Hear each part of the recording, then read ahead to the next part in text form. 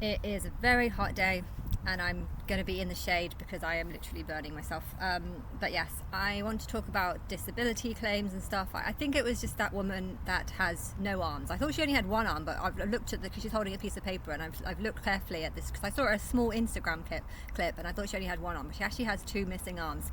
And I think it's an outrage. It's an outrage to think that cutting people's benefits for the 3 points, because that's what I've heard the claims are about. The claims are about cutting people who have 3 points on this system, and she was trying to argue that this is outrageous. That she knew that because of COVID, that disability people are going to be the ones that are most hard affected and stuff. And it is nonsense, because she then started talking about her problems and the poverty problems of not being able to get work during COVID and stuff. But she's got no arms, so she shouldn't be in the 3 point category. The 3 point category are people with sort of mild problems, and I know that there are some people who generally can't get a job, and they generally are stressing out because they can't pay their rent. I have been in that position where the house market is just going up and up and up. You're not able to save money, you're not able to get a job, you're not able to get a deposit to buy a mortgage, to have a mortgage and own a house, and the housing market is just going up and up and up. So each year you feel poorer and poorer and poorer, and you are just angry at the government for allowing this to happen, because they're wanting to take tax money. If you did start working, they would want to take tax money away from you, just so that that you can become even poorer, because they're not stopping the housing market from increasing. I know why the housing market is increasing. It's because a lot of homes are being repossessed. A lot of people the banks are getting richer and richer, and as the richer they get, the more money they can loan out, and the more money they can loan out, the more the house market rises, and the more people take out. But the more people take out, the higher the mortgage on the property, and the higher they have to rent out the property to make a return on the property, and this just increases the house market. But it's crazy, because there are plenty of people who haven't had a job, who can't get a job, and they can't get on the housing market, hence they turn to rent. And if they are struggling with depression from all this, or mental problems or stuff, they really are struggling. And on one hand, I can understand what she's saying. Even if you don't have a physical disability, even if you have two arms and two legs and can do stuff, if you feel you can't get a job, and if you can't pay your rent because you can't get a job, you can't pay your rent, because you're not earning money, so you can't. So I understand people in this position, but I don't understand why there are people in this position, whilst people like my sister are claiming benefits, whilst also refusing to take a huge. She was about to get she didn't get 500,000, but she could have pushed and tried to get 500,000. In fact, she could have even got more, because we don't really know what he was earning in those last 2 years of separation. But I don't know, he could have earned another 200,000-300,000, so she could have got way more than 500,000. Instead she got quite a bit under, but whatever, I don't care. She didn't earn it, she didn't deserve it. I don't think I think it should be 50-50 if both people are very contributing to the relationship. If one contributes 30% of all the money, and the other one contributes 70%, but if the one who contributes 30% is also looking after the kids and cooking food and cleaning the house and running things, or managing the family, all this makes it 50-50, even if the money earned is not exactly 50-50. But yeah, if it's a very unbalanced relationship where one person does everything and the other just does nothing and earns nothing and can't even look after a child, I can see why someone in that situation would want a divorce, would want a separation. But yeah, she could have claimed this money, but she didn't. Instead, she was chasing after PIP, and I learned about PIP through her. I didn't even know about it beforehand, and when I realized, I've been lying in a bed for the last couple of years. I feel like I don't have the ability to get a job, because there's something in my brain that tells me no, and this whole matrix that we're living in is just very complicated, and I feel like I'm trapped by it, and I can only do what the voice in my head kind of lets me do, in a way. So it is a mental problem that I'm going through, and I probably could claim for benefits. But I was very confused with the form that I got, because the form that I first got a couple of years ago was all about, can you get out of bed? Can you dress yourself? Do you need help getting out of bed? And the physical aspect. It was more about the physical aspect, and I felt bad trying to make this claim. I know that my sister would have filled this out, and she doesn't feel bad for other people. That's part of her narcissistic sort of she calls it autism. You can call it a lot of things, because I think autism maybe is, some people hide behind a disability that's like recognized. People know autism as being a sort of social disorder, but yeah, is narcissism part of everyone's, does everyone who has autism, are they also narcissistic towards other people? You know, I know her inability to talk to people might actually be her lack of care over what they say, so I feel like that is partly contributing to why she has autism, just a lack of consideration for others. But yeah, that's what I'm saying with the PIP, is that I didn't feel right about filling it out, because I felt like this claim was obviously for people with real real problems. And okay, I feel like I can't get out of bed, but technically if I force myself out, I can get out of bed, and I was convinced that people were going to help me, and they weren't, and then I gave up on them, and I started going back to massage, and then I found that I'm earning a lot of money and I didn't need PIP, so I never tried, and I didn't like how the form was almost clearly for people with severe mental problems and mental disabilities, and I felt wrong applying for it. And so if I was to create a sort of PIP system and a disability system, I would keep the two separate. I would say that one is for physical problems, you know, one where you literally you find it hard to do things like how to wash up a dish because you can't move your arms, or you can't work out how to use the washing machine. Technically, I don't actually know how to use the washing machine. There's like a 30-minute section which I usually put on. Sometimes there's an hour, but there's all the other buttons, and I have no idea what all the other buttons are about. But I get it to work. I don't really understand it, but I get it to work. But I don't know. My disability is not physical. I can dress myself. To think that I'm applying for something that is supposed to be for people who can't dress themselves, you know, I almost feel like it was kind of unfair for me to even attempt to try and get this money. My sister didn't care. She's just whatever. I don't know what she said, although probably she did. I think she first filled it out a very long time ago. You know, do they expect you to fill out again and again? You know, is it like a 2-year plan? I don't really know. I can't remember. She might have filled it out twice. I don't know how long it lasts for, but you know, I know people's circumstances change, and she was very mentally ill at one stage, and I don't know what she says, but I think part of her thinking was that of someone who's not really that, you know, maybe she was a 4-point system because she was going through a breakdown, and she was you know, Britney Spears, like she kind of reminded me of her and that type of thinking, or from what I see on her Instagram, she looks very mad, and my sister was going through a kind of that phase, but yeah, she's not as bad now. I definitely don't think she's a 4-point system right now, and therefore it probably needs to be checked every now and then. And I think people shouldn't be, if you've been diagnosed as having a mental illness, there does need to be checks every year, because your mental state changes and you don't deserve as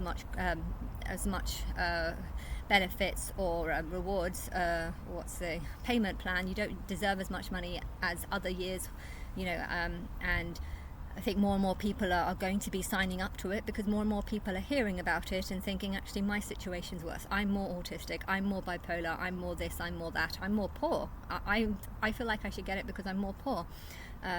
But yeah, I know that there are also some people, like when she first signed on to it, I didn't think she was autistic. I thought I didn't believe she was autistic until she literally got the diagnosis. And even then I wasn't really convinced that she was autistic, because I feel like she exaggerated and said certain things because she knows what an autistic person would say, and she would almost like say it. You know, I know her ex-husband's mother was also on benefits all her life, and she actually had someone to help her wash her dishes and stuff like this, and I think she was just weak. I think if she went to the gym and just learnt to be a bit more minded about, I'm going to do something rather than just live off benefits, you know, I think if she would have done that, she would have been far better. But she's kind of almost disabled herself by having these beliefs that she can't do certain things, and by believing that and getting money because of believing that, she almost crippled herself through this sort of belief that she's worse than she is. And I think it's because of that George didn't mind being in this sort of similar situation with Sophie, because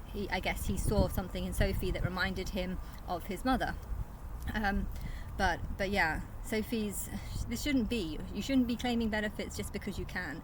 You shouldn't. It should be about making sure people aren't in poverty, not about allowing them to get free money so they can be like, "Oh, I got free money." This is not what it's about. And what that woman said about how PIP should not be cut because there's going to be a lot of people like her suffering because of it. And I'm just thinking she's got two half arms. This can't be a 0.3. If you're a 0.3, why is my sister a 0.4?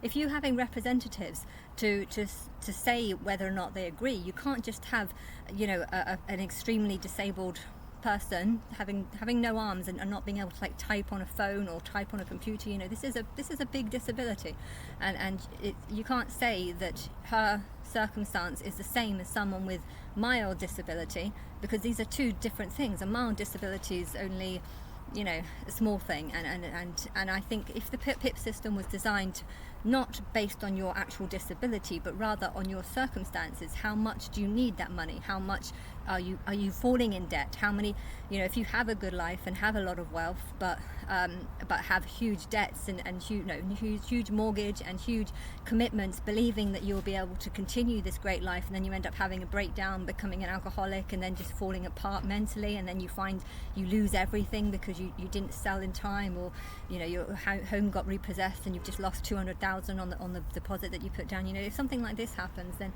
there should be some sort of PIP in place. But I feel like there's also a thing that I really support, which is sort of a tax back system, where if you have been paying a huge amount of tax over a long period of time and you have get ill and you can't work for a year or something, you can actually go make a tax back claim, say I've paid this much tax over the last 7 years, and I now can't work because I have this disability, I had this accident, I can't do it, I had a car crash or whatever, and I have to take time off, and I don't want to be a parasite, I don't want to live off other people's money.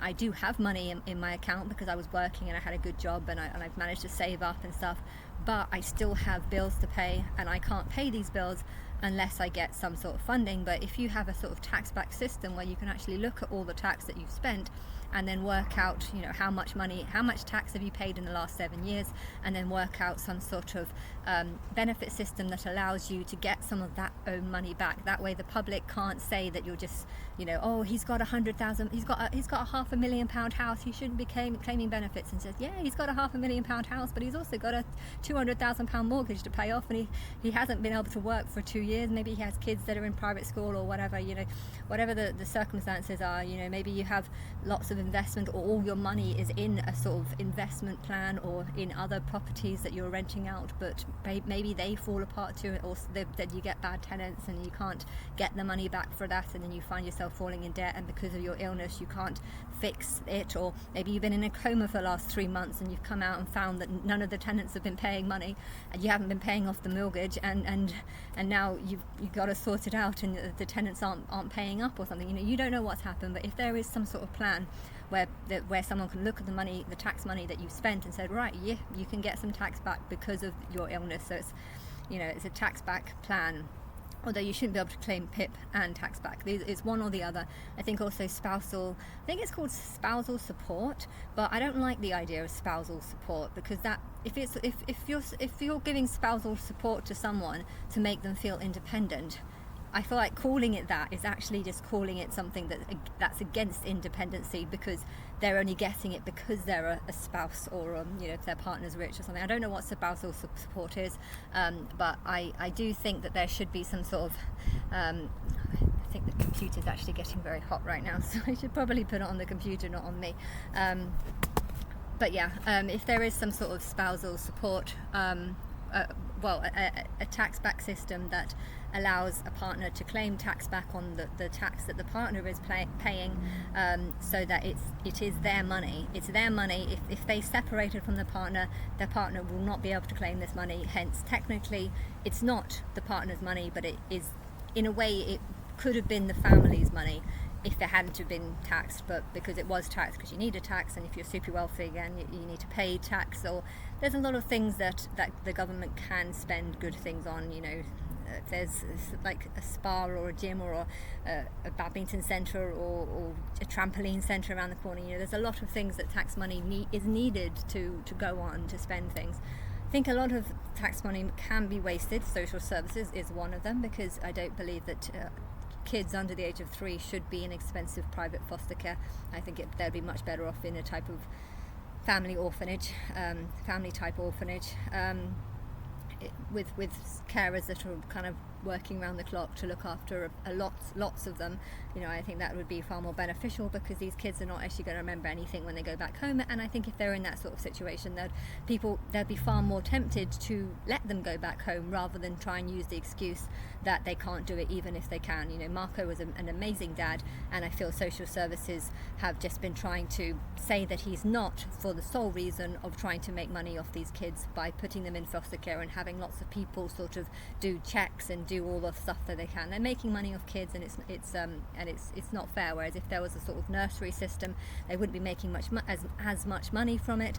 And I feel like they'd be more tempted to want to get these kids out of this sort of orphanage type home, rather than like with me, I could have offered that child a really good, nice home, and okay, I'm a single person, so it would have been a big pain on me, but I would have coped with it. But if the child was going to be put in some sort of crappy orphanage, they might have actually said, this Anna's home is far better than this crappy orphanage. But because they had the option of taking Leo and putting him in a really nice home that's a lot nicer than this one, far more south, in a place that Sophie can reach to, because of all this, I think they went with that option. But in reality, it would have cost them about 200,000 if they include all the lawyers and all the weekly meetings and all the court hearings, and they had a court hearing.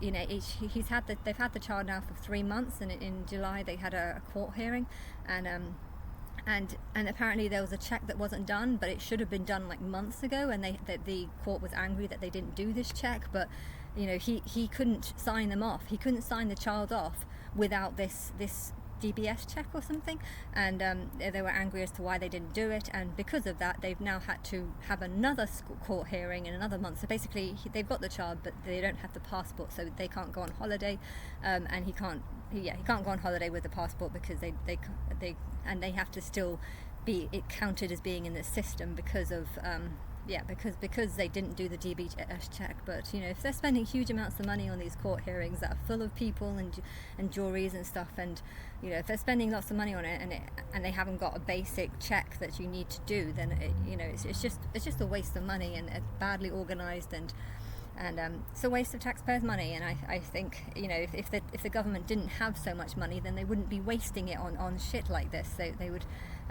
be spending on things that people actually want, the most important stuff. But yeah, I think also there should be like the income tax, and then should be like 10% to 12% income tax if you earn more than a certain amount. If you earn more than you really need, then it can be like 20 or 40%, depending on different levels. But the 40% though should be quite high, I think, though.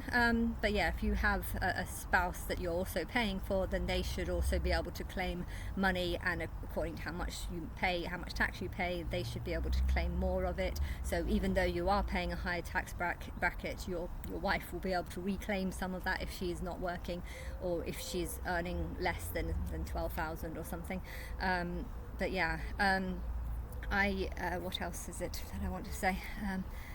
I think that's quite a lot that I've said. But yeah, I agree with personal disability allowance, which is physical, and PIP, which is basic, but it has to be, you have to make sure that they actually need it and are desperate for the money, and not just doing it because they can. And then spousal support, or parental person as well, if they're I'm saying too much.